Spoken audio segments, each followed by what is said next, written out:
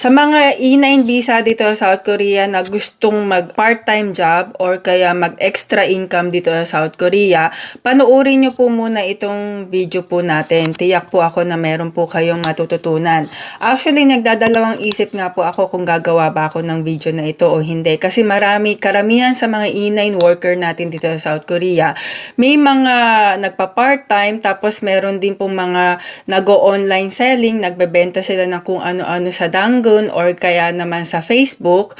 Kailangan nyo pong panuorin itong video po natin kasi baka later magulat na lang kayo, hindi kayo makapag-apply ng panibagong visa or kaya hindi kayo makapag-extend.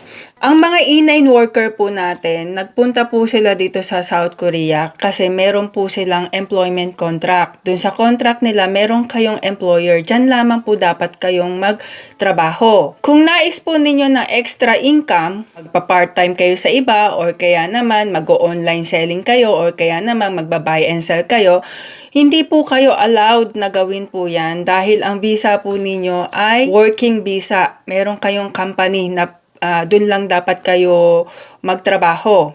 Pagkatapos, dun sa mga nag-o-online selling, kung ang visa po ninyo ay resident visa dito sa South Korea, bago kayo magtinda sa online selling, kailangan ninyo ng permit dyan. Kumukuha po ng permit sa NTS office. Yan po yung sa ibang visa. Pero kung ang visa po ninyo is E9 visa po, hindi po kayo bibigyan ng permit para magbenta kasi E9 po yung visa po ninyo. So, ibig sabihin, wala pong E9 na nabibigyan ng business permit para makapag-online selling sa Facebook or kaya makapag-buy and sell. Kasi yung visa po ninyo is bawal pong mag-business dito sa Korea.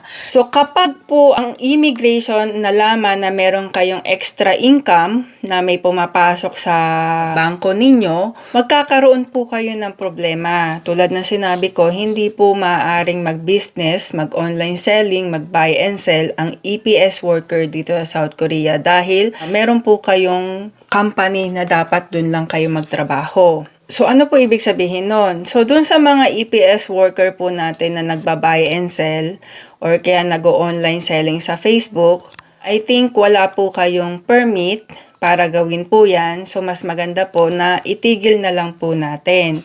Kesa naman po malaman ng immigration at kung may plano po kayong palit ng E7-4, magkakaroon po yan ng problema kapag nagkaroon po kayo ng record. Kung plano nyo po magpalit ng E7-4, wag na lang po kayong mag-online selling or kaya mag-business or kaya mag-buy and sell dito sa South Korea. Tsaka, paano ba malalaman ng immigration kung nagbi-business kayo? Actually, hindi ko po alam kung paano nila nalalaman. Pero once na malaman po nila yan, once na nakarating po yan sa immigration, magkakaroon po kayo ng record. So, meron po siguro magsasabi, bakit po sila nag-o-online selling? Hindi naman nahuhuli ng immigration. So, nasa sa inyo na po yan. Kung gusto nyo pong mag-business, bahala po kayo. Basta sinasabi ko po sa inyo, sa visa po ninyo na E9, bawal po kayong mag-online selling, mag-buy and sell, or mag-business dito sa South Korea. Kung nais nyo pong i-clear yung mga sinabi ko, maaari kayong tumawag sa 1345, dial nyo po yung 18 asterisk sa Tagalog. Sa Immigration Call Center po yan, so pag tinanong nyo po dyan, sasabihin po nila na ang E9 hindi po maaaring mag-business dito sa South Korea.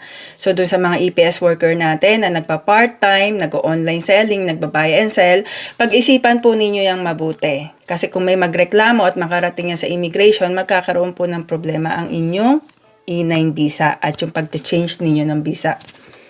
Anyong